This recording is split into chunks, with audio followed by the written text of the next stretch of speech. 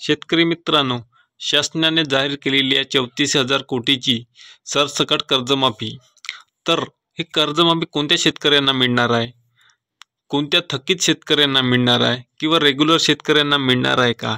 की हे खरंच हे कर्जमाफी योजना ही खरी आहे का?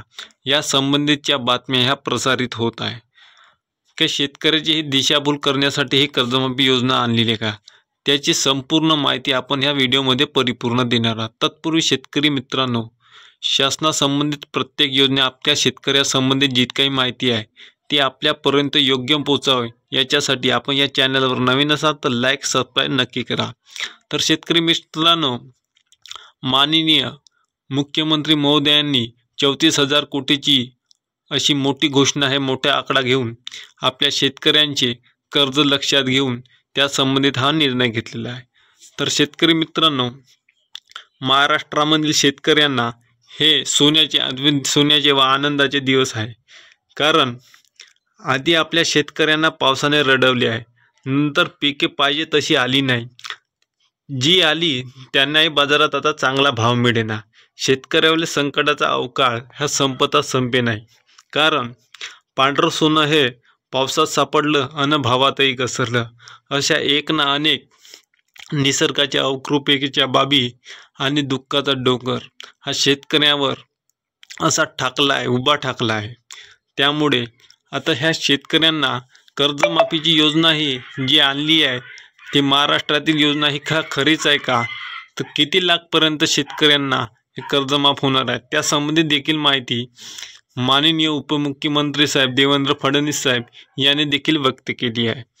तर समोरील जिल्ह्यातील शेतकऱ्यांना हे प्रत्येक शेतकऱ्यांना जे थकीत शेतकरी आहे त्यांना 1.5 लाखपर्यंत कर्जमाफी हे होणार आहे. याबाबतचे स्पष्टीकरण देखील माननीय उपमुख्यमंत्री फडणवीस साहेब यांनी व्यक्त केलेलं आहे.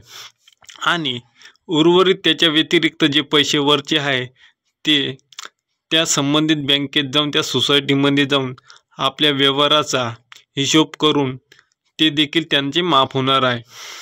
1.5 लाखपर्यंत माफ आणि त्याच्या व्यतिरिक्त जे त्यांच्या जाचाकटी वगैरे जे काही आहे ते काढल्यानंतर ते पैसे माफ होणार आहे असे देखील वक्तव्य त्यांनी केलेलं आहे. आणि जे रेग्युलर कर्जदार आहे त्यांचं काय? त्यांना देखील एक चांगला योग्य असा निर्णय शासनाने घेतलेला आहे. तर त्यांना कोणता निर्णय असा शासनाने घेतला आहे ज्याच्यामुळे रेग्युलर कर्जदार हा त्यांना आश्वस्त होणार आहे? तर त्यांना काय केलं आहे, 25% रक्कम किंवा त्यांना 25,000 रुपये किंवा कमीत कमी 15,000 रुपये यापैकी जे रक्कम आहे ती रक्कम त्यांना रेग्युलर कर्जदारांना देण्यात येणार आहे.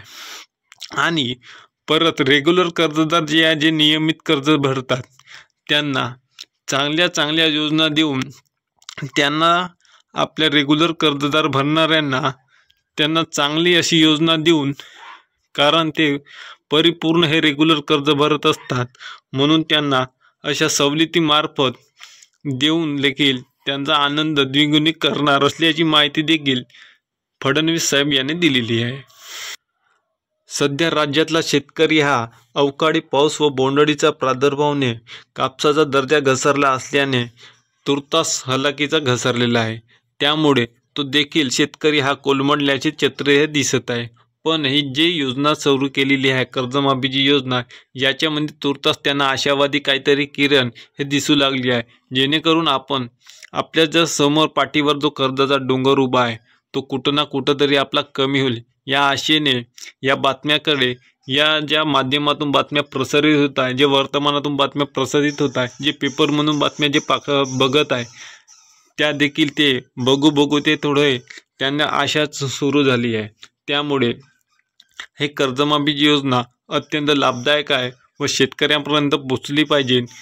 एकही शेतकरी याच्यापर्यंत वंचित राहणार नाही.